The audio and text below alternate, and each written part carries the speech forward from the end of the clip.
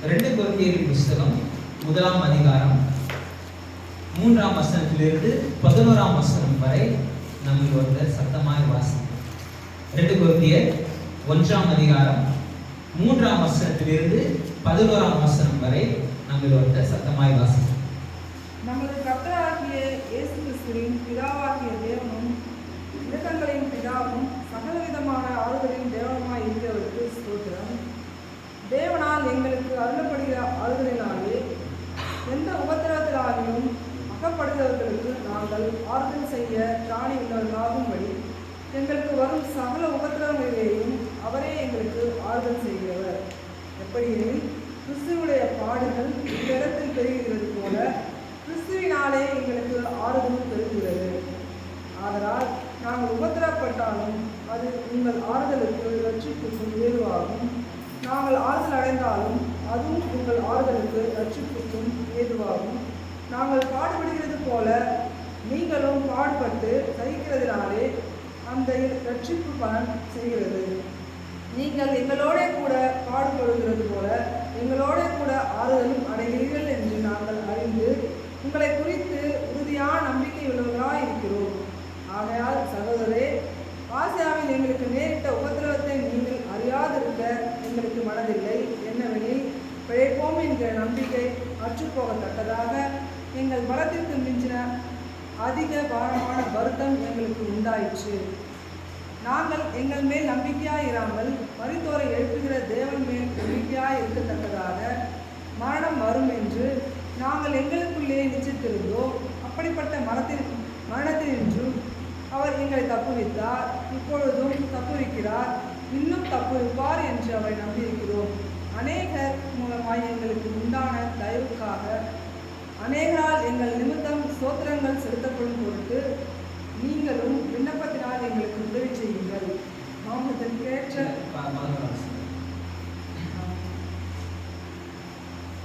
கடினமான காலங்கள், இந்த உபத்திரவம் நம்முடைய நெருக்கமான காலத்துல நாம் எப்படி நடந்து கொள்ள வேண்டும், இதை குறித்தான கிறிஸ்தவ போதனை என்ன? கிறிஸ்தவம் நம்முடைய கடினமான காலத்தை குறித்து, நம்முடைய உபத்திரவத்தை குறித்து, நம்முடைய மோசமான சூழ்நிலைகளை குறித்து கிறிஸ்தவம் பரிசுத்த வேதாகமும் நமக்கு என்ன காரியங்களை போதிக்கிறது என்பதை சுத்தமாய் நம்ம பார்த்து இந்த நாளில் நாம் கடந்து செல்ல போகிறோம். பொதுவா இந்த உலகத்திற்கு இந்த உபத்திரவங்கள், கடினமான காலங்கள், ஒரு மோசமான சூழ்நிலையில ஒரு மனுஷன் நம்ம போனான் அப்படின்னா அதுக்கு நிறைய காரணங்கள் சொல்லுவாங்க. பொதுவாக இந்த உலகத்துல அநேக காரணங்களை, இதனாலதான் நடந்துச்சு, உனக்கு நேரம் சரியில்லை, இல்லை உனக்கு கட்டம் சரியில்லை, இல்லை உன்னுடைய முற்பிறவி ஏதோ ஒரு தவறு, அது இன்னைக்கு உனக்கு பாதிக்குது அப்படின்ட்டு நிறைய காரணங்களை, இதனாலதான் நடந்துச்சு, அதனாலதான் நடந்துச்சுன்னு சொல்லிட்டு மதங்கள் நிறைய காரணங்களை போதிக்குது. ஆனா பரிசுத்த வேதாகமும் இதை குறித்துதான சரியான தெளிவான போதனையை நமக்கு தருது. நம்முடைய கடினமான காலங்கள், அதுல நாம எப்படி நடந்துக்கணும், அது ஏன் நமக்கு வருது, அதுல நாம என்ன செய்யணும் அப்படின்றத பரிசுத்த வேதாகமும் ரொம்ப தெளிவா நமக்கு அநேக காரியங்களை நமக்கு போதிக்குது. அதுக்கு விசேஷித்த விதமாய் பவுல் தான் அனுபவித்த சில மோசமான சூழ்நிலைகளை இங்க பட்டியலிடுறார். ஏன் அவர் பட்டியலிடுறார் அப்படின்னு பாத்தீங்கன்னா, அவர் பொதுவாக அப்படிலாம் பேச மாட்டார். தன்னுடைய பர்சனல் விஷயத்த ரொம்பலாம் பேசுற ஆள் கிடையாது. எங்கேயோ ஒரு இடத்துல 2 இடத்துல தான் தன் யார் அப்படின்றத சும்மா ஒரு இன்ட்ரோடக்ஷனுக்காக சொல்லுவாரே தவிர, இது மாதிரி ஒரு சின்ன சின்ன விஷயங்கள்ல சொல்லுவாரே தவிர, தன்னை பற்றி எங்கேயுமே ஒரு மேன்மை பாராட்டுற மனுஷனே கிடையாது. தன்னை பற்றி எங்கேயுமே அவர் உயர்த்தியும் பேசியிருக்கவே மாட்டார். இதுல அவர் பாத்தீங்கன்னா அநேக காரியங்கள் அவர் பட்டியலிடுறாரு. இதுல ஏதாவது ஒரு விஷயத்தை நாம் அனுபவிச்சாலே நாம ஒரு பெரிய விசுவாச வீரர்களை போல நாம அநேக சாட்சிகளை சொல்லிட்டு இருப்போம். நாங்க பத்தியா அதெல்லாம் எங்க வாழ்க்கையில நடந்துச்சு, ஆனா அதெல்லாம் நாங்க கப்பல் சேதம் இருந்துச்சு, அதுல இருந்து கர்த்தர் எங்களை காப்பாத்தினாரு, அதை பண்ணாரு, இதை பண்ணாருன்ட்டு பயங்கரமா சாட்சி சொல்லுவோம். எடுத்தோடனே எல்லா இடங்களிலும் சாட்சி சொல்லிட்டே போட்டுச்சு வாங்கியிருப்போம். அதை குறிச்சு ஒரு 10 வால்யூமுக்கு புக் எழுதியிருப்போம், ஏதாவது பண்ணியிருப்போம், பெரிய ஃபேமஸ் ஆயிருப்போம். ஆனா இங்க பவுல் தன்னுடைய கடினமான காலத்தை கர்த்தரை மகிமைப்படுத்தும்படியாகவும், கர்த்தரை உயர்த்தும்படியாகவும், கர்த்தர் யார் என்பதை மற்றவர்கள் அறிந்து கொள்ளும்படியாகவும் இதை அறிவிக்கிறார். அதுக்கு இன்னொரு காரணமும் இருக்கு. ஏன்னா இந்த ஜனங்க என்ன எப்படி சொல்லிட்டாங்க அப்படின்னா, அப்போஸ்தலனாகிய பவுல நீ ஒரு அப்போஸ்தலனே கிடையாது.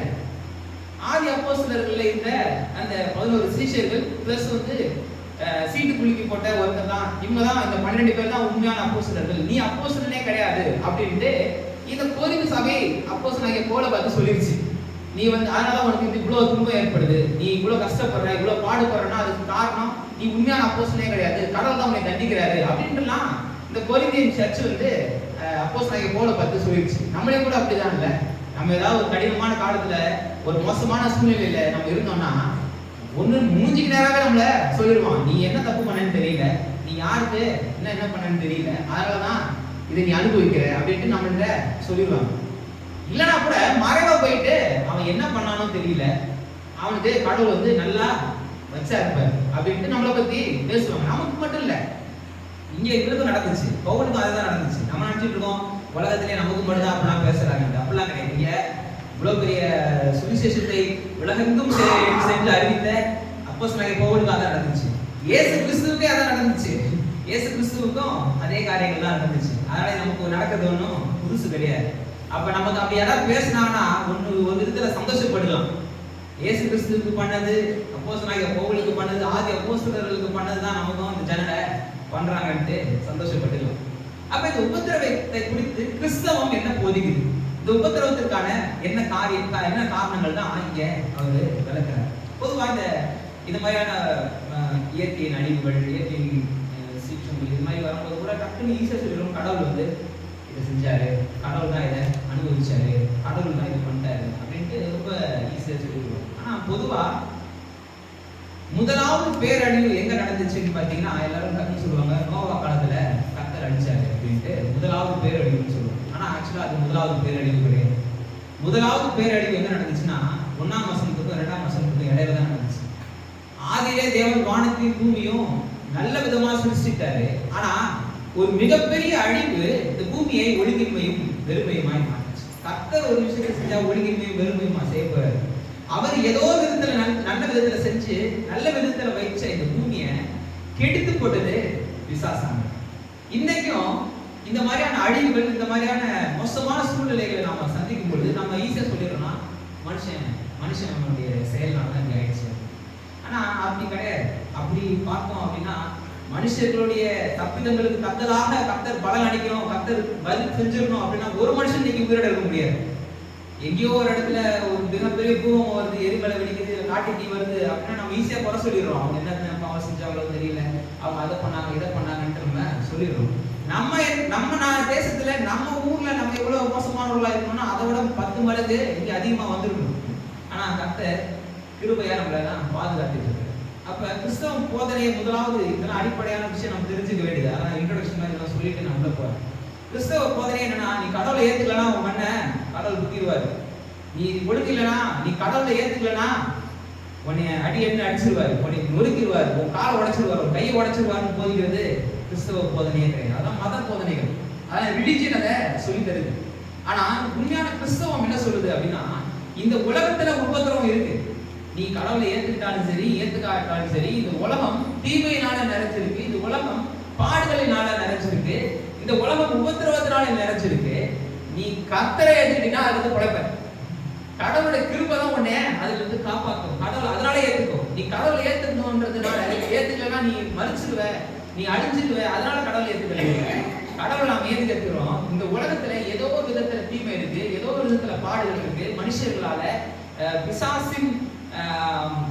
பிசாசிற்கு கீழ்ப்படிந்து, தள்ளப்பட்ட தூதனுக்கு கீழ்ப்படிந்து அவனுடைய சித்தத்தை நிறைவேற்றுகிற மனுஷர்களால் இந்த உலகத்துல அழிவு ஏற்படுது.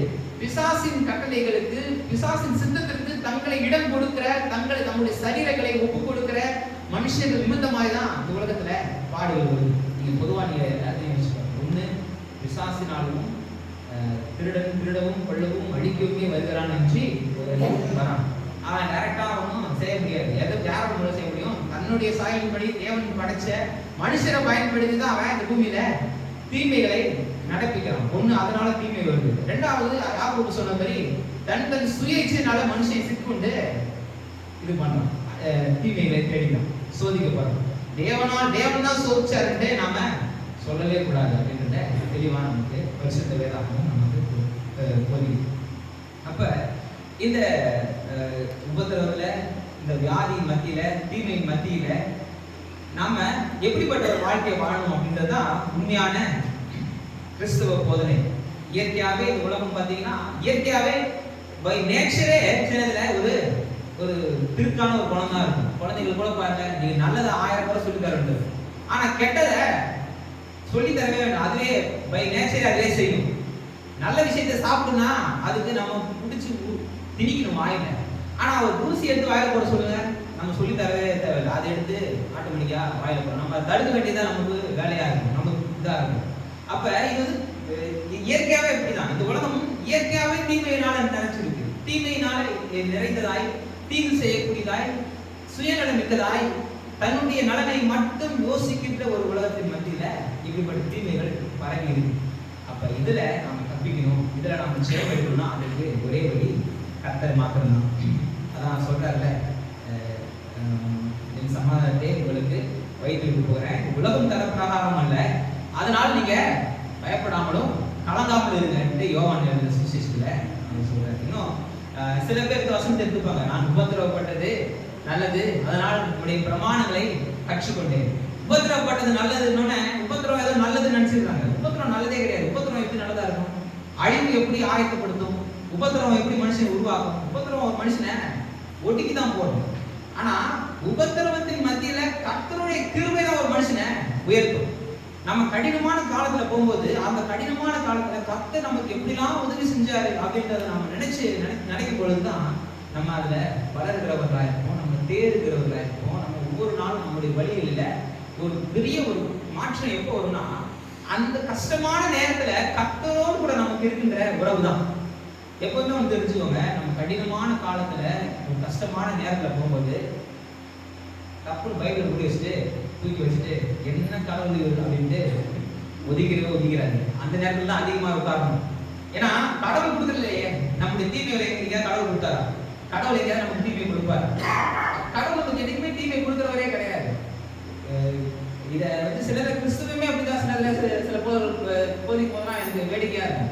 இயேசு வியாதி மத்தியில் யாராவது வந்தா, இது வந்து உன்னை உருவாக்குறதுக்கு கர்த்தர் கொடுத்த கர்த்தருடைய சித்தம் அப்படின்ட்டு தைரியமா சொல்லுவாங்க. ஆனா அப்படிலாம் கிடையாது. இயேசு கிறிஸ்துவ யாராவது வந்து வியாதிஸ்தர்கள் வரும்போது கஷ்டப்படுறவங்க ஒருத்தவங்க வந்தோடனே இது வந்து கடவுளுடைய சித்தம், நீ போ இப்படியே இருந்து யாரையா சொன்னாரா? வந்தவன எல்லாரையும் விடுதலை ஆட்டினாரு. ஏன்னா நம்ம அந்த சபையில கூட ஞாயிற்று பிரசங்கத்துல கூட நம்ம பார்க்கணும். லூக்கா சுவிசேஷத்துல 18 வருஷமா கட்டியிருந்த பெண்ணை பார்த்து சொல்றாரு, நீ ஆபிரகாம் குமாரத்தி, நீ கட்டோட இருக்கணும்னு அவசியம் கிடையாது. பிசாசான உன்னை கட்டி வச்சிருக்கிறான். தேவனுடைய சித்தம் முன்னே இந்த கட்டிலிருந்து வெளிப்பட வேண்டியதுதான். அப்ப நாம கஷ்டப்படுறது கடவுளுடைய சித்தமே கிடையாது. இந்த மோசமான சூழ்நிலை, மோசமான காலங்கள், இது எதுவுமே கர்த்தர் உண்டாக்கவே இல்லை. கர்த்தர் உண்டாக்கும் போது ஃபர்ஸ்ட் ஆதியில தேவன் எல்லாத்தையும் சிருஷ்டிக்கும் போது இப்படி எதுவுமே உருவாக்கல. எல்லாவற்றையும் நல்லதென்று தந்தார். ஆனா என்னைக்கு மனுஷனுக்குள்ள பாவம் வந்துச்சோ அன்னைக்குதான் எல்லா பிரச்சனையும் வந்துச்சு. இதெல்லாம் நம்ம சுவிசேஷத்தை பாட்காஸ்ட்லாம் வச்சு நம்ம அநேக காரியங்களை நம்ம போதிச்சிருக்கோம். நம்முடைய பிரமாணங்கள் என்ன? உபத்திரவப்பட்டது நல்லது, அதனால உடைய பிரமாணங்களை கற்றுக்கொண்டேன். தேவனுடைய நிறைய பிரமாணங்கள் இருக்கு. என்ன பிரமாணம்? ஒரு உபத்திரவ பாதையில நம்ம போறோம் அப்படின்னா ஒண்ணு நல்லா தெரிஞ்சுப்போம், கர்த்தர் மாத்திரம் தான் நல்லவர், மனுஷன் எல்லாம் பொய்யானது. கர்த்தர் மாத்திரம் தான் மாறாதவர், மனுஷன் எல்லாம் மாறக்கூடியவன். இதுதான் நம்ம கற்றுக்கொள்கிற பிரமாணம். இந்த பிரமாணத்தை நான் கத்துக்கிறேன் அதனால நல்லது அப்படின்ட்டு வேதவசனம் போதிக்கிறத தவிர உபத்திரவம் பண்றது நல்லதுன்னு எங்கேயுமே போதிக்கல. அப்படி நம்ம நினைச்சிட கூடாது. இங்க இந்த வசனங்கள் 3ஆம் வசனத்திலிருந்து 11ஆம் வசனம் வரைக்கும் வாசிக்கும் பொழுது நம்முடைய பாடுகள் நமக்கு 3 நன்மைகளை கொடுக்கிறது. இன்னைக்கு நம்ம அதுதான் 3 நன்மைகளை தான் நம்ம சுத்தமாக பார்த்துட்டு நம்ம நிறைவு செய்யணும். நம்முடைய பாடுகள், நம்முடைய கஷ்டமான நேரங்கள், நம்முடைய கடினமான காலங்கள் 3 விதமான நன்மைகளை தருது. அநேக காரியங்களை தருது, அநேக நன்மைகள் அது மூலமாய் நமக்கு நடக்குது. பொதுவா தீமைகளை கர்த்தர் நன்மையாய் மாற்றுகிறவர். நம்முடைய பொதுவா நான் சொன்ன மாதிரி இந்த உலகம் தீமையினால் நினைச்சிருக்கு. ஆனா இந்த கடினமான காலகட்டத்தில் தன்னுடைய பிள்ளைகள் போகும்போது அவர்களை அதிலிருந்து விடுவிக்கிறவர் மாத்திரம் அல்ல, அந்த மோசமான சூழ்நிலையை வச்சே அவளை உயர்த்திடுவார். கர்த்தர் அப்படிதான் வேலை செய்வார். பிசாசானவன் எந்த ஆயுதத்தை எடுத்து எதை வச்சு கர்த்தருடைய பிள்ளைகளை அழிக்கணும்னு நினைக்கிறானோ அதே ஆயுதத்தை வச்சு, அதே காரியத்தை வச்சு கர்த்தர் தன்னுடைய பிள்ளைகளை உயர்த்துவார். இதுதான் பரிசுத்த வேதாகமம் நமக்கு காட்டுகிற வழி. நீங்க ஆதியாகமத்துல இருந்து பாருங்க. நீங்க ஆதியாகமத்துல இருந்து எல்லா விஷயங்களையும் எடுத்து நீங்க ஒரு முறை வாசிங்க. எங்கெல்லாம் ஜனங்க கஷ்டப்படுறாங்க, யார் மோவாபியர் மூலமா ஏதாவது ஒரு விஷயத்து மூலமா கர்த்தருடைய பிள்ளைகள் கஷ்டப்படுறாங்கன்னா அந்த காரியத்திலிருந்தே கர்த்தர் அவங்கள உயர்த்துவார். அந்த விஷயத்தை பயன்படுத்தி உயர்த்திடுவார். அதை பயன்படுத்தியே கர்த்தர் பெரிய அற்புதங்களை செஞ்சிருவார். செங்கடல பெரிய தடையா இருந்துச்சு, ஆனா அந்த செங்கடலை வச்சே கர்த்தர் அந்த ஜனங்களை ரட்சிச்சிட்டாரு. பார்வோனுடைய சேனை மொத்தத்தையும் அந்த செங்கடலை வச்சு அழிச்சிட்டாரு. தன்னுடைய பிள்ளைகளுக்கு வழியை திறந்துட்டாரு. இப்படி யோசேப்புடைய வாழ்க்கையை எடுத்து பாருங்க. யோசேப்பின் காலத்துல அவருடைய வாழ்க்கையில நம்முடைய சகோதரர்களாலே பகைக்கப்பட்டு தன்னுடைய பங்காளின்னு சொல்லுவாங்க தெரியுமா, பொதுவாக பங்காளிகள்கிட்ட சுத்தமா அவங்களுக்கு பாசமே இருக்காது. அப்படி ஏதோமியர்கள் யாருன்னா ஏசாவின் வழி சேர்ந்தவர்கள். தங்களுடைய முற்பிதாவாகிய யாக்கோபுடைய சகோதரன் ஏசா, தன்னுடைய அப்பாவுடைய சகோதரன். என்ன பெரிய குற்றச்சாட்டு, அவருடைய சொத்துலாம் இவர் எடுத்துட்டாருன்ற குற்றச்சாட்டு. ரெண்டு பேரும் பெரிய பகையில இருக்கிறாங்க. ரெண்டு ஞாபகம், ஏசாவின் வம்சவழியும் யாக்கோபுடைய வம்சவழியும். இதுல இருக்கிற ஒரு மனுஷனை கொண்டு போயிட்டு ஏசாவின் வம்சத்துல விட்டு போறாங்க. அப்ப அவன் எப்படி நடத்திருப்பாங்க நினைக்கிறீங்க? கஷ்டமான சூழ்நிலை தான், கடினமான காலகட்டம் தான், மோசமான சூழ்நிலையில தான் இன்னைக்கு யோசேப்போட நிலை இருந்துச்சு. நம்முடைய சகோதரர்களால அடிக்கணும்னு நினைச்சாங்க. ஆனா அந்த சூழ்நிலையை பயன்படுத்தி அதுல இருந்து கர்த்தர் விடுவிக்கிறது மாத்திரமல்ல, அந்த சூழ்நிலையே பயன்படுத்தி அந்த மனுஷனை உயர்த்துகிறாரு, தன்னுடைய திட்டத்தை நிறைவேற்றுறாரு. அப்ப நல்லா தெரிஞ்சுக்கோங்க, நீங்க எந்த மோசமான சூழ்நிலையில நீங்க நடந்து சென்றாலும் அதை பயன்படுத்தி தான் கர்த்தர் உங்களை உயர்த்த போறார். அதுல இருந்து அநேக நன்மைகள் மூலமாய் உங்களுக்கு வரப்போகுது அப்படின்றத நம்ம ஒரு நாள் பார்க்கணும். அப்ப he is not the author of problem and suffering. அதாவது கர்த்தர் தான் இந்த தீமைக்கு காரணர் அல்ல அப்படின்றது நமக்கு ரொம்ப நல்லா ஃபர்ஸ்ட் நமக்கு தெரிஞ்சிடும். அவர் பொல்லாப்புக்கு காரணர் கிடையாது. அவர் பொல்லாப்புக்கு காரணர் கிடையாது. பொல்லாப்பு உனக்கு நேரிடாதுன்னு சொன்ன மனுஷன் நமக்கு மனுஷர்களுக்கு அவரு பொல்லாப்பு உனக்கு நேரிடாது, வாதை கூடாரத்தை அணுகாது, கண்களால் மாத்திரம் அதை நீ பார்த்து துன்மார்க்கருக்கு வரும் பலனை காண்பாய். நீ பார்ப்ப, நீ அதை பார்ப்ப, ஆனா அது உன்னை மேற்கொள்ளாது. இதான் கர்த்தர் நமக்கு தருகிற ஆசீர்வாதம். உன் வழிகள் எல்லாம் காக்கும்படி தூதர்கள் தங்கள் கைகளிலே ஏந்தி கொண்டு போவாங்க. உன் பாதம் கைகளில் கல்லில் இடராதபடி. அப்ப போற பாதையில கல் இருக்கும், அதுல இடராதபடி தூதர்கள் ஏந்திட்டு போவாங்க. இந்த உலகத்துல உபத்திரம் இருக்கு, பாடுகள் இருக்கு, மோசமான சூழ்நிலைகள் இருக்கு. ஆனா இவர்கள் எல்லாம் வச்சிடும் இருந்தும் கர்த்தர் உங்களை காப்பாங்க. சரி, இங்க அப்போஸ்தலனாகிய பவுல் மூன்று காரியத்தை நமக்கு இந்த வசனத்துல நமக்கு போதிக்கிறார். முதலாவது என்னன்னு பாத்தீங்கன்னா பர்சனல் குட், தனிப்பட்ட விதத்துல நமக்கான நன்மை. நம்முடைய உபத்திரவம், நம்முடைய கடினமான காலம் நமக்கு தனிப்பட்ட விதத்துல ஒரு பெரிய நன்மையை தருகிறது. என்ன நன்மைன்னு பாத்தீங்கன்னா வாசிக்கலாம். 8ஆம் வசனம், 9ஆம் வசனம், 10ஆம் வசனம். ஆசியாவில் எங்களுக்கு நேரிட்ட உபத்திரவத்தை நீங்கள் அறியாத எங்களுக்கு மறந்து எங்களுக்கு இழைப்போம் எங்கள் மதிப்பு அற்றுக்கொள்ளப்பட்டதாக எங்கள் படத்திற்கு மிஞ்சின அதிக பாரமான வருத்தம் எங்களுக்கு உண்டாயிற்று. நாங்கள் எங்களுடைய நம்பிக்கையாக இல்லாமல் மற்றோரை எடுத்துக்கொள்வது தேவனில் நம்பிக்கையாக இருக்கிறதாக வரும் என்று நாங்கள் எங்களுக்குள்ளே செய்திருந்தோம். அப்படி இங்க பவுல் சொல்றது பாருங்க, ஆகையால் சகோதரரே, ஆசியாவில் எங்களுக்கு நேரிட்ட உபதிரவத்தை நீங்கள் அறியாதிருக்க எங்களுக்கு என்னன்னு சொல்லவே இல்லை. ஏன் அவர் வந்து வேண்டதான் சொல்லலை இங்க என்னன்னு. ஏன்னா முன்னாடி சொன்ன மாதிரி தன்னை பற்றி தானே எங்கேயுமே ரொம்ப அவர் எக்ஸ்போஸ் பண்ணிக்கவே மாட்டார். நான் அதை செஞ்சேன், இதை செஞ்சேன், அது நடந்துச்சு, கர்த்தர் இப்படிலாம் நான் இப்படிலாம் நான் மேற்கொண்டேன், நான் மிகப்பெரிய விசுவாச வீரனாக இருந்தேன், எதையுமே அவரு தன்னை பற்றி எங்கேயுமே உயர்த்திக்க மாட்டார். இங்க இன்னொரு காரணம் இருக்கு. இங்க அவர் வந்து ஃபில்லிங் த பிளான்ஸ் மாதிரி விட்டுட்டு போயிட்டாரு. ஏன்னா நம்ம போட்டுலாம் இங்க அவர் சொல்றாரு, ஆகையால் சகோதரரே, ஆசியாவில் எங்களுக்கு நேரிட்ட உபத்திரவத்தை நீங்கள் அறியாதிருக்க எங்களுக்கு மனதில் இல்லை, உபத்திரவத்தை அறியாதிருக்க எங்களுக்கு மனதில் அவர் சொல்லும் பொழுது நாம நம்மளுடைய உபத்திரவத்தை, நம்மளுடைய கஷ்டமான காலத்தை நம்ம போட்டுக்கலாம். என்னன்னு அவர் சொல்லல, அதனால நம்ம போட்டுக்கலாம். நம்ம பொருத்தி பார்த்துக்கலாம். இதை நம்ம எளிதா நம்ம பொருத்தி பார்த்துக்கலாம். அவருடைய மனதில் எப்படி இருந்துச்சு அப்படின்னா சென்ஸ் ஆஃப் ஹோப்லெஸ், அதாவது சுத்தமா நம்பிக்கை இல்லை. அதாவது சொல்ல இருப்பாங்க, பிழைப்போம் என்கிற நம்பிக்கை அற்று போகத்தக்கதாக அப்படின்ற, அதாவது இதுல நான் பிழைப்பேன்ற நம்பிக்கையே இல்லை. அதாவது இதை எழுதும் போது எப்படி எழுதுறாங்கன்னா, ஒரு தூக்கு தண்டனை கைதிக்கு, ஒரு மரண தண்டனை கைதிக்கு மரண தண்டனை நிறைவேற்றி அதை சீல் பண்ணி கடைசியா அவனுடைய அதை வந்து நிறைய இப்போ வாய்தானா வரும். நிறைய அவங்க வந்து கவர்னர் எழுதி போடலாம், பிரசிடென்ட் எழுதி போடலாம், நிறைய கருணை மனதெல்லாம் போட்டு எதுக்குமே அவங்க தகுதி கிடையாது, இவங்க மரணத்துக்கு பாத்திரர் அப்படின்ட்டு எப்பன்னா மறுநாள் காலையில அவங்கள தூக்கு போட போறாங்கன்னா அன்னைக்கு முதல் நாள் வந்து கன்ஃபார்ம் ஆயிடும். அப்போ சொல்லுவாங்க, அப்போ பயன்படுத்துற வார்த்தையை பயன்படுத்துறாரு, இனிமே படைப்போன்னு கிடையாது, அடுத்த விடியலை நான் பார்க்க முடியாது அப்படின்ற மாதிரியான ஒரு வார்த்தையை தான் இங்க அப்போஸ்தலனாகிய பவுல் சொல்றாரு. இனிமே தப்பி பிழைப்போன்ற நம்பிக்கை இல்லை. நமக்கு கூட நிறைய சூழ்நிலைகள் அப்படி இருக்குல்ல, இனிமே இது நடக்கவே நடக்காது, இனிமே இது கைப்பிடி வராது, இது அவ்வளவுதான், இது முடிஞ்சு போச்சு அப்படின்னு நம்ம ஒரு விஷயத்தை நினைச்சிட்டு இருப்போம். ஆனா இங்க பவுல் சொல்றாரு பாருங்க, அப்படிப்பட்ட சூழ்நிலையிலும் கர்த்தர் என்ன பண்றாரு, நம்மளை உயர்த்துகிற, நம்மளை பாதுகாக்கிற தேவனாக இருக்கிறார். அப்படிதான் நாம நினைச்சிட்டு இருந்தோம், ஹோப்லெஸ்ஸா இருந்துச்சு, நாங்க அப்படிதான் நினைச்சிட்டு இருந்தோம். இனிமே எங்க வாழ்க்கையில அது நடக்கவே நடக்காது அப்படிதான் இருந்துச்சு. ஏன்னா எங்கள் பலத்திற்கு மிஞ்சின அதிக பாரமான வருத்தம் எங்களுக்கு உண்டாயிட்டு, அதை எங்களால் தாங்கவே முடியாது, எங்களால் அதை ஹேண்டில் பண்ணவே முடியாது, எங்களால் அதை கண்ட்ரோல் பண்ணவே முடியாது, எங்களால் அதை வந்து என்ன செய்யறதுன்னு அவுட் ஆஃப் கண்ட்ரோல்ல சுச்சுவேஷன் வந்து போய்கிட்டு இருக்கு அப்படின்ற மாதிரியான சூழ்நிலை எல்லாருக்குமே வந்துருக்கும். இன்க்ளூடிங் என்ன சேர்ந்தா சொல்றேன், எனக்கு அது மாதிரியான சூழ்நிலை வந்துருக்கு, அது மாதிரியான பிரச்சனைகள் வந்துருக்கு, போராட்டம் வந்துருக்கு, பெரிய பெரிய ஆபத்துகள் வந்துருக்கு. ஆனா இதன் மத்தியில கர்த்தர் எப்படி நன்மை செய்யறாரு அப்படின்றத பாருங்க, நல்லா பாருங்க. 9ஆம் வசனம், நாங்கள் எங்களுடைய நம்பிக்கையாய் இருக்கிறார்கள், மருத்துவரை எழுப்புகிற தேவனுடைய நம்பிக்கையாய் இருக்கிறதுனால மரணம் வரும் என்று நாங்கள்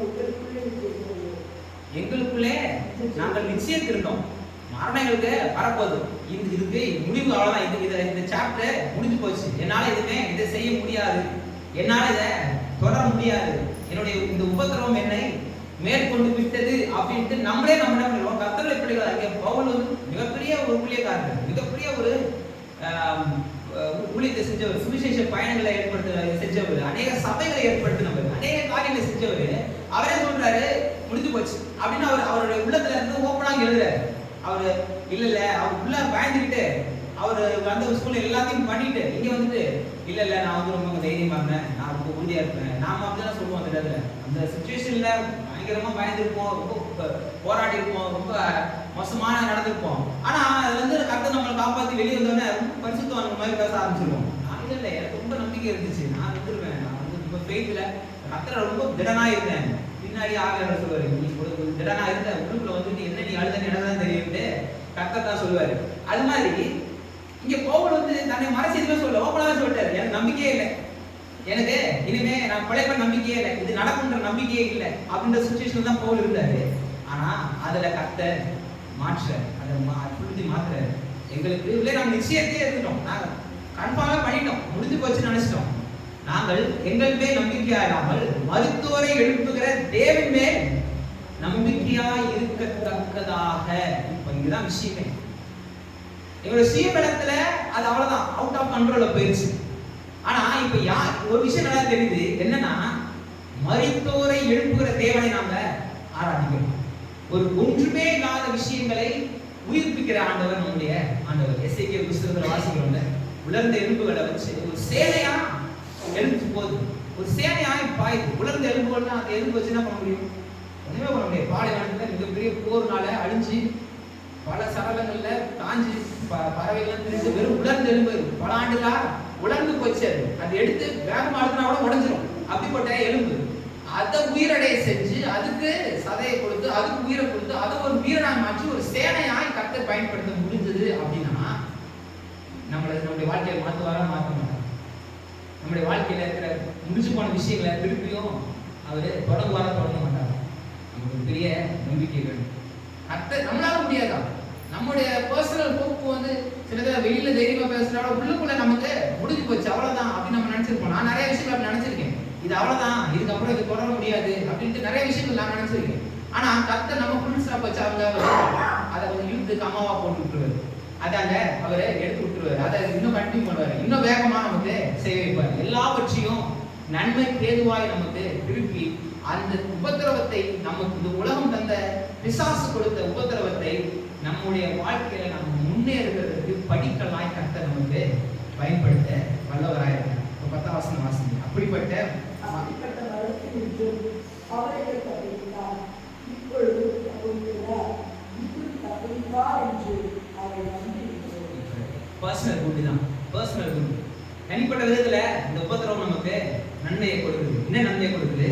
அவர் இவ்வளவு நாள் தப்புச்சாரு, இப்பயும் தப்புச்சுட்டு தான் இருக்கிறாரு, இனிமேல் தப்பு வைப்பாரு. பவுலுக்கு எழுதுறாரு பாருங்க, இவ்வளவு நாள் செஞ்சவர் இப்பயும் செய்யறாரு, இனிமேல் செய்வார், நிச்சயமா செய்வார், என்னை காப்பாற்றுவார், என்னை எல்லா மோசமான கடினமான சூழ்நிலையில் இருந்து கர்த்தர் என்னை விடுதலை ஆக்குவார்ன்றதுதான் இங்க கிறிஸ்தவத்தின் போதனை. முதலாவது போதனை உபத்திரவத்தை நாம பார்க்கும்போது அதிலிருந்து கர்த்தர் நம்மளை காப்பாற்றுவாரு, அந்த சூழ்நிலையை பயன்படுத்தி காப்பாற்றுவாரு, அதிலிருந்து நம்மளை விடுவிப்பார் அப்படின்றது முதலாவது போதனை. இதை நம்ம மறக்கவே கூடாது. ஆனா உலகம் என்ன சொல்லும்? இவன் மோசமானவன், இவன் என்ன பாவம் செஞ்சான்னு தெரியல அப்படின்னா போதிக்கு. பவுல் அதான் சொன்னாங்க. பவுல் என்னென்ன பேசினாங்க ஹிஸ்டரியில வாசிச்சு பாத்தீங்கன்னா, பவுல் வந்து அவர் ரட்சிக்கப்படுறதுக்கு முன்னாடி சபைகளை துன்பப்படுத்தினாரு, அநேக சபைகளை அழிச்சாரு, துன்பப்படுத்தினார், அநேகரை கொலை செய்தார்ல. ஸ்தேவானுடைய மரணத்துல கூட அவர் தான் அந்த ஈவெண்ட்டே ஆர்கனைஸ் பண்ணாரு அப்படின்னு சொல்லுவாங்க. அப்போஸ்தலர்கள் 6ஆம் அதிகாரத்துல 7ஆம் அதிகாரத்துல வாசிக்கிறத ஸ்தேவானுடைய மரணம் இதெல்லாம் ஈவெண்ட் ஆர்கனைஸ் பண்ணதே பவுல் தான் அப்படின்னா. அதனாலதான் ஸ்தேவானுடைய வசனத்தை எடுத்து பவுலுடைய பவுலுடைய வாலிபன் கையில கொடுத்தாங்க அப்படின்னு வசனம் சொல்லுது. அதனால இப்ப ரட்சிக்கப்பட்டு ஊழியத்துல அவர் பெரிய ஊழியராக செஞ்சு இப்படிப்பட்ட பாடுகளை அனுபவிக்கிறாருன்னு கேள்விப்பட்டவங்க என்ன சொல்ல ஆரம்பிச்சாங்க தெரியுமா? இவர் வந்து ஆரம்பத்துல நிறைய சபைகளை அழிச்சாரு, அதனால இன்னைக்கு பயங்கரமான பாடுகளை சந்திச்சுட்டு இருக்கிறாரு. இப்படிதான் அவரை பத்தி பேசினாங்க. நம்மள பேசுற மாதிரி தான். நம்ம ஒரு கஷ்டமான சூழ்நிலை போன உடனே எப்படா டைம் கிடைக்கும்னா இந்த ஜனம் நம்மளை பார்த்து பேசும். ஆனா கர்த்தர் அது காரணம் இல்லை. நம்மள கூட சில அப்படியே நினைச்சிருவோம், நம்ம இது தப்பு பண்ணுவோம் அதனாலயோ இருக்கும், நம்ம இது செஞ்சுட்டோம் அதனால, நம்ம கூட நிறைய காரணம் நம்ம இருக்கலாம். ஆனா இது கிடையாது. விசாசானவன் நமக்கு இப்படிப்பட்ட காரியங்கள் நமக்கு மட்டும் உலகத்துல எல்லாருமே பாடுகளை உபத்திரத்தை கொடுக்குறாங்க.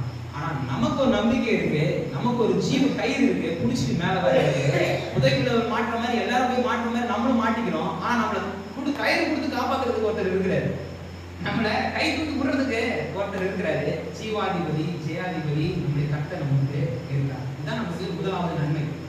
நம்ம அதுல இருந்து வெளியே வருவோம் அப்படின்றது நமக்கு முதலாவது நன்மை. இரண்டாவது நன்மை என்னன்னா, இந்த கடினமான காலங்கள் வழியே நாம போகிறதுனால நம் மூலமாய் அநேகர் வெளியே வருவாங்க. நம்ம ஒரு கடினமான காலத்துல போறோம் அப்படின்னா நாம அதிலிருந்து தப்பிச்சு வரோம். நமக்கு கஷ்டம் நன்மையா மாத்துறாரு, எல்லாம் ஓகே. இதுல இரண்டாவது நன்மை என்னன்னு கேட்டீங்கன்னா, நம் மூலமாய் அநேகர் இது மாதிரியான பாதையில இருக்கும் பொழுது அவங்களையும் நாம கை தூக்கி விடுறோம். கர்த்தர் இருக்கிறார், கர்த்தர் உங்களை காப்பாற்றுவாரு, கர்த்தர் உங்களை விடுவிப்பாரு, கவலைப்படாதீங்க, இதே மாதிரி தான் என் வாழ்க்கையில நடந்துச்சு, கர்த்தர் என்னை காப்பாத்துறாரு, உன்னையும் காப்பாத்துவாருன்னு சொல்றதுக்கு நமக்கு ஒரு திராணி வேணும். இங்க பவுல் அதான் சொல்றாரு பாருங்க, 3ஆம் வசனம் 4ஆம் வசனம் வாசிங்க. நமது கர்த்தராகிய இயேசு கிறிஸ்து பிதாவாகிய தேவன் இரக்கங்களின் பிதாவும் சகலவிதமான ஆறுதலின் தேவனுமாய் இருக்கிறவருக்கு ஸ்தோத்திரம். தேவனால் எங்களுக்கு அருளப்படுகிற ஆறுதலினாலே எந்த உபத்திரவத்தினாலும் அகப்படுகிறவர்களுக்கு, நல்லா வாசிங்க, அகப்படுகிறவர்களுக்கு. மறுபடியும் அது நல்லா கவனிக்கணும். இந்த வார்த்தை மாதிரி வார்த்தை அகப்படுகிறவர்களுக்கு. நாங்க ஆறுதல் அடைஞ்சிட்டோம், இதே மாதிரி அகப்படுறாங்க பாருங்க. அகப்படுகிறவர்களுக்கு நாங்கள் ஆறுதல் செய்ய திராணி உள்ளவர்களாக இருக்கும்படி எபிலிட்டி அண்ட் பவர். ஒரு காலேஜ்ல போய் லெக்சரர் ஆகணும், இல்லை டீச்சர் ஆகணும்னா என்ன பண்ணணும்? முதல்ல நாம அந்த சப்ஜெக்ட்ல பாஸ் ஆகி தேறி இருக்கணும். அப்படிதானே உலகம் அப்படிதானே வச்சிருக்கு. நாம ஒரு இடத்துல போதிக்கிறோம் அப்படின்னா நாம முதல்ல தேறி இருக்கணும், நாம பாஸ் ஆயிருக்கணும். நானே 10 பாடத்துல ஃபெயில் ஆகிட்டு நான் போய் அந்த சப்ஜெக்டை போய் போதிக்க முடியுமா? முடியாது. அப்ப நம்முடைய கடினமான காலம் எதுக்கு பயன்படுது அப்படின்னா, நம்மளை தப்பிக்கிறதுக்கு அந்த கர்த்தர் நம்மளை தப்பிச்சிடுறாரு. நம்ம வந்து அந்த எக்ஸாம்ல அந்த சோதனையில நம்ம ஜெயிச்சு வந்துடுறோம். இதுக்கு இன்னொரு காரணம் என்னன்னு கேட்டீங்கன்னா, நியாயமான காரணம், உண்மையான காரணம் என்னன்னா, இதே மாதிரி நிறைய பேர் இருக்காங்க, அவங்க எல்லாரையும் நம்ம தூக்கி விடுறது இது பயன்படுது. அப்ப தீமைகளை கர்த்தர் நன்மையை மாத்திரம்னா சாதாரணமான நமக்கு மாத்திர நன்மை கிடையாது, அநேகருக்கு நன்மை. அதான் சொல்றாரு மறுபடியும், தேவனால எங்களுக்கு அருளப்படுகிற ஆறுதலினாலே எந்த உபத்திரவத்திலாயும் பர்டிகுலரா சொல்லல. பர்டிகுலரா இந்த உபத்திரவம் இதுதான், இது முடியும், கர்த்தரா இது முடியும், இது முடியாது அப்படின்னா கிடையாது. எந்த உபத்திரவமா இருந்தாலும் சரி, அதுல அகப்படுகிறவர்களுக்கு நாங்கள் ஆறுதல் செய்ய ராணி உள்ளவர்களாக இருக்கும்படிக்கு எங்களுக்கு ஒரு நாங்கள் திராணி உள்ளவர்களாக இருக்கும்படிக்கு எங்களுக்கு அவர் ஆறுதல் செய்கிறார். இதுதான் உபத்திரவம் போகும்போது நீங்க நினைக்க வேண்டியது, உங்களை கர்த்தர் ஆதரவு செய்கிறார், உங்களை கை தூக்கி விடுறாரு, உங்களை அந்த சூழ்நிலையை மாற்றி விடுறாரு. ஏன் செய்யறாரு? உங்களுக்கு நன்மையா மாத்துறது மாத்திரம் இல்ல, அந்த தீமையை நன்மையாய் மாற்றி அந்த எரியப்பட்ட கற்களை படிக்கற்களாய் மாற்றி உங்களை உயர்த்துகிறது மாத்திரம் இல்ல, அநேகர் இப்படி சிக்கிக்கிட்டு இருக்காங்க, அவங்க எல்லாரையும் நீங்க கொண்டு வரணும். கவலைப்படாத. இதெல்லாம் ஒரு சாதாரண விஷயம். இதுல இருந்து நீ மேல வந்துடலான்ட்டு நம்ம தைரியமா சொல்லலாம். நம்ம ஒருத்தருக்கு சொல்லணும்னா நமக்கு மேல தைரியம் வேணும்ல. நம்ம சொன்ன மாதிரி நம்ம ஒருத்தருக்கு சொல்லணும், நம்ம ஒருத்தர் ஆறுதல் படுத்தணும்னா நான் ஆறுதல் பட்டிருக்கணும், நாம ஆறுதல் படணும், நாம அதுல பாஸ் ஆயிருக்கணும். அதுக்கு நான் எபிலிட்டி, அந்த எபிலிட்டியும் அந்த பவர், அதுக்கு திராணி உள்ளவர்களாய் நான் மாறி இருக்கணும். அதான் கர்த்தர்ல செஞ்சிருக்கணும். அப்ப இதுக்காக தான் கர்த்தர் வந்து இப்படிதான் இந்த உபத்திரவத்தை, இந்த பாடுகளை கர்த்தர் வந்து பயன்படுத்துறாரு. இங்க அப்படியே லிஸ்டே கொடுக்குறாரு பாருங்க. அப்போஸ்தலன் பவுல் வந்து இந்த புலவரம் அதிகாரத்துல 2 கொரிந்தியர் 11ல ஒரு பெரிய லிஸ்டே தராரு. பொதுவாக லிஸ்ட் தர மாட்டாரு. நான் முன்னாடி சொன்ன மாதிரி தன்னை பற்றி எங்கேயுமே அவர் வந்து ரொம்ப எக்ஸ்போஸ் பண்ணவே மாட்டார். ஆனா அவர் சொல்றாரு 22ஆம் வசனத்துல இருந்து 31ஆம் வசனம் வரைக்கும் நீங்க வீட்டு கூட போய் வாசிங்க. ரொம்ப பெரிய பகுதி. 22ஆம் வசனத்துல இருந்து 31ஆம் வசனம் வரைக்கும் 2 கொரிந்தியர் 11ஆம் அதிகாரத்துல நீங்க வீட்டை போய் வாசிங்க. இதுல ஒரு பெரிய லிஸ்டே சொல்றாரு, என்னென்ன மாதிரியான எப்படிப்பட்ட உபத்திரவத்துல நான் இருந்தேன் அப்படின்ட்டு. 39 சவுக்கு அடிட்டு 5 முறை வாங்கியிருக்கிறாங்க. அதுல வரலாற்று ஆசிரியர்கள் சொல்றாங்க, அதாவது ஒரு முறைக்கு 39 அடி அடிப்பாங்க. அந்த சவுக்குல ஒரு முறை அடிச்சா மனுஷன் செத்தே போயிடுவான். அந்த 39 அடியை முடிக்கும் போது ஒரு மனுஷன் இறந்துருவான். அதுதான் கணக்கு 39. அவன் சும்மா வந்து இந்த ரோமன்ஸ் வந்து பாத்தீங்கன்னா ஆதியில ஃபர்ஸ்ட் செஞ்சுரியில முதலாம் நூற்றாண்டு ரோமன்ஸ் வந்து மனுஷனை எப்படிலாம் சித்திரவதை பண்ணி சாவடிக்கலாம் அப்படின்றதுல ரொம்ப எக்ஸ்பர்ட் ஆகும். அதுல ரொம்ப எக்ஸ்பர்ட் ஆகும். ஒரு மனுஷனை எப்படி பண்ணா டக்குன்னு உயிர் போகும், எப்படி என்னென்ன பண்ணா அவனுக்கு உயிர் மட்டும் போகாது, மற்ற வேதனை எல்லாம் அனுபவிப்பான்னு ரொம்ப எக்ஸ்பர்ட். நீங்க நிறைய ரிசர்ச் பண்ணி நீங்க சும்மா அது ரோமன் ஹிஸ்டரினா அந்த கொலேசியம் பத்திலாம் நீங்க வாசிச்சு பாத்தீங்கன்னா அவங்க இதுல ரொம்ப எக்ஸ்பர்ட். ஒரு மனுஷன் சித்திரவதை பண்றதுல ரொம்ப எக்ஸ்பர்ட். அதுல ஒரு கணக்கு 39 அடி கணக்கு வச்சுட்டானா என்னன்னா 39 அடி அடிக்கும் அவன் செத்துருவான். அப்படிதான் கணக்கு வந்து. இது மாதிரி பவுல் வந்து 5 முறை வாங்கியிருக்கிறார். அவர் சொல்றாரு 11ஆம் அதிகாரத்துல பாத்தீங்கன்னா 5 முறை அது மாதிரி வாங்கியிருக்கிறாரு. ஒரு முறை ஊரே சேர்ந்து அடிச்சு கொண்டு போய் போட்டுருச்சு. எதுக்கு? அவர் என்ன தப்பு பண்ணாரு? அப்பெல்லாம் ஒன்றும் பண்ணல. ஆனா எதுக்கு? சுவிசேஷத்தை அறிவிப்பது நிமித்தமாய், கர்த்தருடைய நாமத்தை அறிவிச்சது நிமித்தமா, கர்த்தர் நிமித்தமாய் வந்த பாடுகள் தான் இவைகள் எல்லாம்.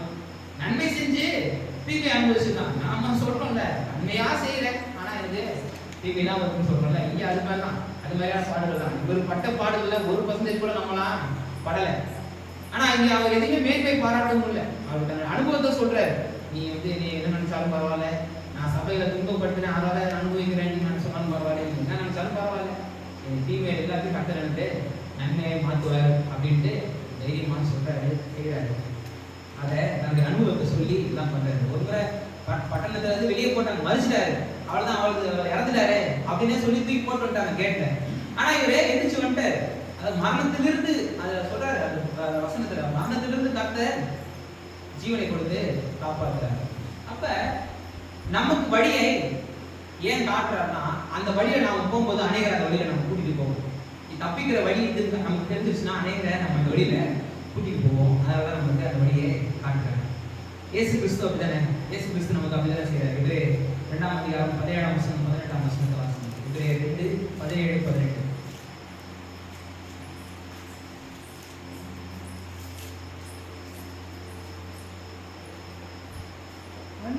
அன்றியும் ஜனத்தின் பாவங்களை நிவர்த்தி செய்வதற்கு ஏதுவாக தேவ காரியங்களை குறித்து இரக்கமும் உண்மையும் உள்ள பிரதான ஆசாரியாய் இருக்கும்படிக்கு எவ்விதத்திலும் நம்முடைய சகோதரருக்கு ஒப்பாக வேண்டியதா இருந்தது.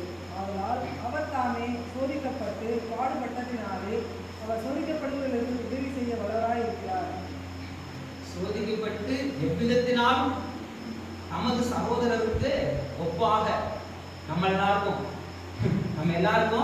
ஒப்பாக, நமக்கு எல்லாருக்கும் முன்மாதிரியாக, நம்ம எல்லாருக்கும் ஒரு வழிகாட்டியாக அவர் நம்மை போல பாடுபட்டு, நம்மை போல மனுஷனாக இருந்து நம்மை போல சோதிக்கப்பட்டு பாடுபட்டதினாலே சோதிக்கப்படுகிறவர்களுக்கு உதவி செய்ய அவர் வல்லவராக இருக்கிறார். இயேசு கிறிஸ்து பூமியில வந்தார். இந்த பூமிக்கு வந்து நமக்கு ஞாயிற்று போல தான் பார்க்கணும். நமக்கு ஒரு மாடலா அவர் வாழ்ந்து காமிச்சார். ஒரு மனுஷனை கடவுள் எப்படிதான் படைச்சாரு, என்ன வல்லமையோட படைச்சாரு, முன்மாதிரியா வாழ்ந்து காட்டுறது தான் இயேசு கிறிஸ்து வந்தார். 2வது நமக்கு வழிகாட்டியாக அவர் செயல்பட்டார். நாமளும் அநேகருக்கு வழிகாட்டியாக, இந்த உலகத்திற்கு வெளிச்சம் தருகிறவர்களாக, இந்த உலகத்திற்கு பாதை தெரியாதவர்களுக்கு பாதை காட்டும்படியாக கர்த்தர் நம்மை பயன்படுத்த போகிறார். அதனால உபத்திரவத்தில் இருந்தீங்க, கஷ்டமான சூழ்நிலையில் இருந்தீங்கன்னா ஃபர்ஸ்ட் அதுல இருந்து அது கர்த்தர் தரலன்றதை நீங்க ஃபர்ஸ்ட் நல்லா தெரிஞ்சுக்கணும். கர்த்தரால அது வரல, கர்த்தர் அதை கொடுக்கல நீங்க தெரிஞ்சுக்கோங்க. ரெண்டாவது, இந்த உபத்திரவிலிருந்து கர்த்தர் காப்பாற்ற வல்லவராக இருக்கிறாரு. மரித்தோரை எழச் செய்த தேவன் நம்மையும் இதிலிருந்து மீட்டெடுப்பார் அப்படின்ற உறுதி விசுவாசம் இருக்கணும். ரெண்டாவது, நாம வெளிவரது மாத்திரம் இல்ல, அநேகருக்கு நம்ம வழிகாட்டியா இருப்போம். இந்த எக்ஸாம்ல நாம பாஸ் ஆயிட்டோம்னா அநேகரை பாஸ் பண்றதுக்கு நம்ம கைட் பண்ணுவோம். மூணாவது நன்மை என்னன்னா 11ஆம் வசனம், 2 கொரிந்தியர் 1ஆம் அதிகாரம் 11ஆம் வசனம். அநேகர் மூலமா எங்களுக்கு உண்டான தயவுக்காக அநேகரால் எங்கள் நிமித்தம் ஸ்தோத்திரங்கள் செலுத்தப்படும் பொருட்டு. மூணாவது நன்மை என்னன்னா, முதலாவது எனக்கு பர்சனல் கூட்டு, நான் அதுல இருந்து தப்பிச்சிருவேன், நான் அதுல இருந்து வெளியே வந்துடுவேன். ரெண்டாவது, என் மூலமா அநேகர் வெளியே வருவாங்க. மூணாவது, இதுக்கு கர்த்தர் மகிமைப்படுறாரு இதனால. ஏன்னா உலகம் இந்த உபத்திரவத்துல வரும்பொழுது இது நமக்கு வர மாதிரியான உபத்திரவம் நம்ம கொஞ்சம் அதிகமாக வருது. குறிப்பா கர்த்தரை ஏற்றுக்கொள்கிறவர்களுக்கு உலகத்துல இருக்கிறவர்களுக்கு வர உபத்திரவத்தை விட கொஞ்சம் அதிகமாக தான் வருது. கர்த்தரை நம்ம ஏற்றுக்கொண்டது நிமித்தமாகவே சிலதுல உபத்திரவம் வருது. ஆனா அதுல ஜெயம் எடுத்து நம்ம வரும்போது அங்க மகிமைப்படுறது கர்த்தர் மாத்திரம்தான். ஏன்னா நம்முடைய சுயபலம் நமக்கு தெரியும், சுத்தி இருக்கிறவங்களுக்கு தெரியும், இவன் ஒண்ணுமே இல்லைன்றது தெரியும், இவனால என்ன முடியுன்றது இது உலகத்துக்கு தெரியும். நாம அதுல இருந்து ஜெயித்து வரும்பொழுது என்ன சொல்லுவாங்க, இது இவனால அல்ல, கர்த்தர் தான் செஞ்சாரு அப்படின்னு உலகமே சொல்லுவோம். அதான் சொல்றாரு, என்ன சொல்றாரு 16ஆம் வசனம், தயவுக்காக அநேகரால் எங்கள் நிமித்தம் ஸ்தோத்திரங்கள் செலுத்தப்படும் பொருட்டு. அநேகருக்கு ஸ்தோத்திரம் செலுத்துறாங்க, கர்த்தருக்கு மகிமை செலுத்துறாங்க. இந்த பாடுகளிலிருந்து வெளியே வந்தது நிமித்தமா அநேகர் அதை பார்த்துட்டு இவர் வெளியே வந்தாரு, இதே மாதிரி நம்மளும் வெளியே வந்துடலாம்னு வராங்க. கர்த்தர் நம்மளை வெளியே கொண்டு வர்றாரு, இதனால கர்த்தர் மகிமைப்படுறாரு. அப்ப நம்முடைய உபத்திரவம் கர்த்தருக்கு மகிமையை கொடுக்குது. இஸ்ரேல் ஜனங்கள் பாலைவனத்தில் அவங்க பட்ட பிரயாணம் தான் கர்த்தருக்கு மிகப்பெரிய மகிமையை கொடுத்துச்சு. 40 வருஷம் 6 லட்சம் மனுஷங்களை, 6 லட்சம் புருஷர்கள் மாத்திரம் அப்படின்னா 30 லட்சம் பேர் கிட்ட ஜனங்க இருக்காங்கன்னு சொல்றாங்க. இத்தனை பேரை 40 வருஷம் போஷித்த தேவனுக்கு நம்மளை போஷிக்க முடியாதா? நம்முடைய தேவையை சந்திக்க முடியாதா? நம்ம விசுவாசிக்கிறோம்ல, நான் விசுவாசிக்கிறவர் ரெண்டு நான் அறிவேன் அப்படின்னு சொல்லுவேன். அப்ப நம்ம அதில் எவ்வளவு, எந்த அளவுக்கு நம்ம உறுதியா இருக்கோம், எந்த அளவுக்கு நம்ம அதில் திடனா இருக்கணும், எந்த அளவுக்கு நம்ம அதில் தைரியமா இருக்கணும் அப்படின்றத நம்ம ஒவ்வொரு நாளும் நம்ம நினைச்சு பார்க்கணும். கர்த்தர் நிச்சயமாய் செய்வாங்க. கர்த்தரால் கூடாதது ஒன்றும் இல்லை, தேவனால் எல்லாம் கூடும் அப்படின்றதுல நம்ம ஒரு நாளும் நம்ம மறந்துடக்கூடாது. அதை நம்ம நம்முடைய நினைவுல விட்டு நம்ம நீங்க இருக்கக்கூடாது. அதனால முதலாவது என்னது, கர்த்தர் நமக்கு நம்ம பர்சனல் கூடு, நம்ம அந்த உபத்திரவத்திலிருந்து வெளிக்கொண்டாரு. ரெண்டாவது, நம்ம மூலமே அநேக வெளி வராங்க. மூணாவது, இந்த நாளுக்கு கடவுள் மகிமைப்படுறார். நான் உபத்திரவத்திலிருந்து நம்மளை கை தூக்கி எடுத்தவர் கர்த்தர்